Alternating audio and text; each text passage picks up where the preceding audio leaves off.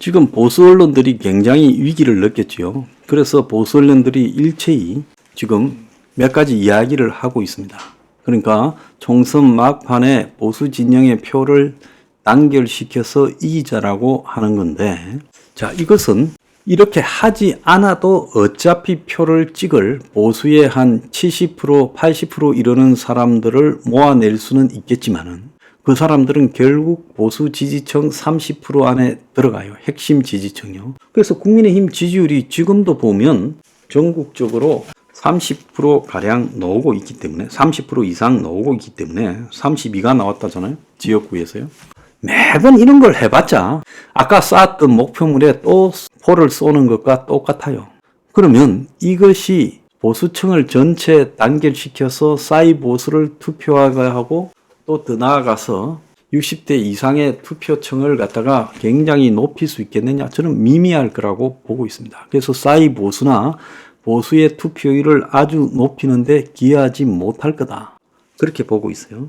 보수 언론들이 조국당 상승세에 이게 정상이냐 묻는 20대 청년들 누가 답하냐 하지만은 20대 중에 이번 선거 결과에 한번 보세요.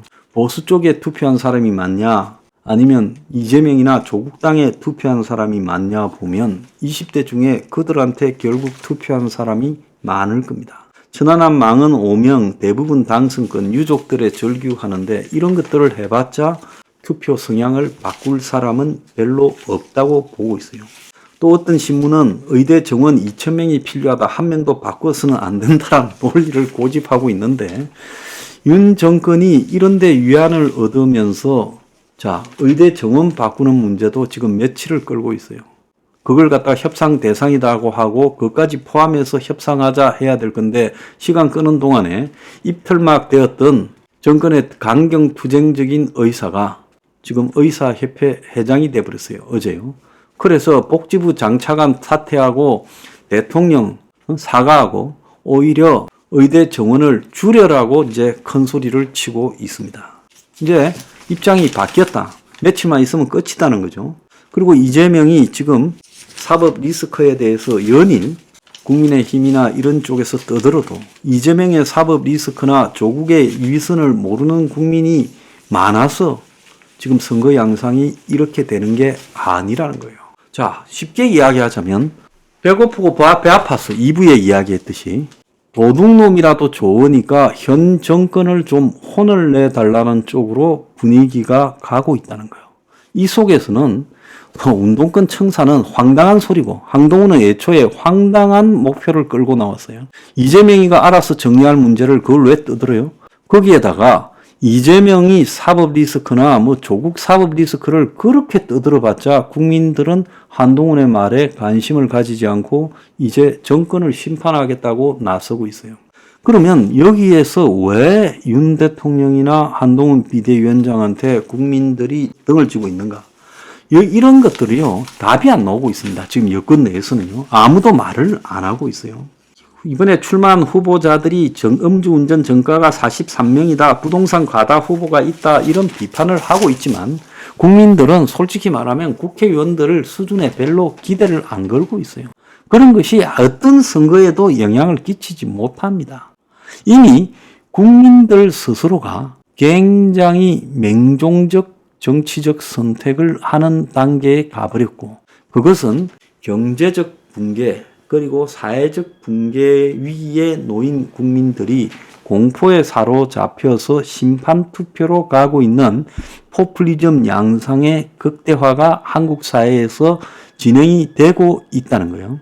그런데 포퓰리즘이라는 측면에서 보면 트럼프처럼 시원하게 내지르고 그야말로 이 아픈 사람들을 자극해주는 요소라도 있어야 돼요. 그러면 거부 포퓰리즘이라도 생겨요. 자, 그런데 윤석열 대통령과 한동훈 이 두 사람을 보면 시원하게 극우 포퓰리즘을 자극하는 역할도 못하고 있어요. 트럼프가 막 지르는 것 같아도 미국에서 국경을 차단하겠다. 그리고 무역을 갖다가 중국산이나 이런 걸 못 들어오게 하고 공장을 갖다가 미국 내에 만들겠다. 그래서 메이크 아메리카 그레이트 어게인이라고 마가를 말하잖아요. 자, 그러면서 미국 내에 일자리를 만들겠다. 경제를 살리겠다. 자, 외노자를 추방하겠다는 이야기죠. 그리고 독점 등을 규제하겠다 이렇게 뜨드니까 이런 부분이 미국 사람들한테 특히 오리지널 백인 소외 계층들한테 완전히 먹혀드는 거예요.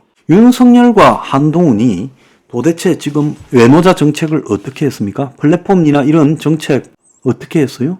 주거 정책을 어떻게 했어요? 주거 정책은 원가주택을 말하는 게 포퓰리즘이에요. 사교육을 금지시키고 공교관에 흡수하겠다는 게 이 거구 포퓰리즘이에요. 보육이나 요양 문제에서 그야말로 국가가 이 문제를 갖다가 책임지는 방향으로 대전환을 하겠다고 말하는 게 거구 포퓰리즘. 이런 걸 안 해서 그랬어요. 그러니까 포퓰리즘이 없는 그냥 우파 기득권 보수가 돼버린 겁니다. 왜 안 되는지 이제 알게. 내가 그래서 5+3을 받아라. 우리는 땅을 해산하지만 이걸 받으면 내가 철저하게 도와주겠다 했는데도 전화 한 통 안 왔어요. 이게 뭘 의미하겠습니까? 포퓰리즘을 완전히 경시를 했다는 거예요. 시대는 포퓰리즘을 필요로 하는 시대예요. 그런데 이재명이나 조국이 내지르는 말 속에는 상당한 포퓰리즘이 포함되어 있습니다. 한국에 이 극자 포퓰리즘이 그들에게는 있어요. 그러니까 사람들이 우파는 포퓰리즘이 없는데 좌파는 극자 포퓰리즘이 있으니까 그쪽으로 쏠리는 거예요. 중간까지도 쏠리는 거예요. 일부 우파까지도 쏠리는 거예요. 이러면서 선거가 이렇게 된 겁니다. 이해를 하겠습니까? 포퓰리즘이라는 것은 절대적으로 한 사회가 경제적으로 무너지고 그리고 중상층 서민의 삶이 붕괴되어져 갈 때 그들이 느끼는 공포를 바탕으로 자라나는 거예요. 그래서 포퓰리즘 정치인이 되려면 그 시대적인 과제들을 포착하고 질러야 되는 거예요. 그래서 5+3 뿐만 아니라 서민 포퓰리즘 15조, 서포 15조라는 것이 혁명 21이 주장했던 이것이 이 시대의 포퓰리즘인 거예요. 그래서 우파가 이 포퓰리즘을 수용했다면 이 선거는 대승했을 겁니다. 그런데 정권 초부터 시대는 포퓰리즘이 요구되는데 계속 한 말은 밀턴 프리드먼식 자유주의를 이야기했다는 거 아니에요? 그래서 김종희가 밀턴 프리드먼을 만났을 때 당신의 주장이 먹혀드는 나라가 있냐니까 홍콩 이야기했다는 거예요. 홍콩이라는 것은 그야말로 영국의 식민지이자 좀 무정부적인 그런 도시국가였잖아요. 그런 데서나 먹혀드는 거고 솔직히 말하면 2000년대 이후에 한 25년 끝나버린 거예요.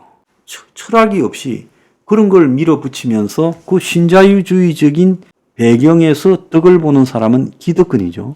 신자유주의가 원래 그 나라의 기득권은 덕을 보게 하고 그 나라의 서민들은 이렇게 삶을 붕괴시켜요. 그래서 영국이 브렉시트 투표에서 찬성이 갑자기 많이 나와버린 것이 런던에 사는 상류층들은 신자유주의의 혜택을 보고 그리고 다수 지방의 소도시 등에 사는 서민들은 신자유주의의 폐해를 겪고 있으니까 브렉시트 찬성이 나와버린 겁니다. 그래서 지금 전 유럽이 장기 저성장과 경제 붕괴, 물가 상승, 금리 상승 속에서 포퓰리즘으로 가고 있다고 내가 수도 없이 방송했잖아요. 미국도 이미 트럼프가 당선되는 2016년부터 포퓰리즘, 영국이 브렉시트를 택했던 2016년 유럽이 이미 영국을 포함해서 포퓰리즘이 광범위하게 번져 있고 이것이 앞으로 영국, 독일, 프랑스 같은 나라뿐만 아니라 전 유럽, 북유럽까지 다 휩쓸 거라고 제가 말을 했어요. 그러면 세계 추세가 이렇게 가게 되면 특히 한국 사람들 같은 경우에 배고프고 배 아픈 문제에 굉장히 민감한 사람이에요. 그러면 한국의 포퓰리즘이 상륙해야 되는데 제가 그래서 혁명 20이라는 당을 만들면서 이 포퓰리즘에 불씨를 뿌려서 이것을 우파 포퓰리즘으로 만들기를 바랬는데 철저하게 보수 우파에서 외면했지요. 그 결과 좌파가 좌파식 포퓰리즘을 하고 있어요. 그러니까 선거에 이길 수가 없는 거예요. 이거는 이번에 패배뿐만 아니라 앞으로도 이 문제에 대한 본질을 자각하지 못하면요.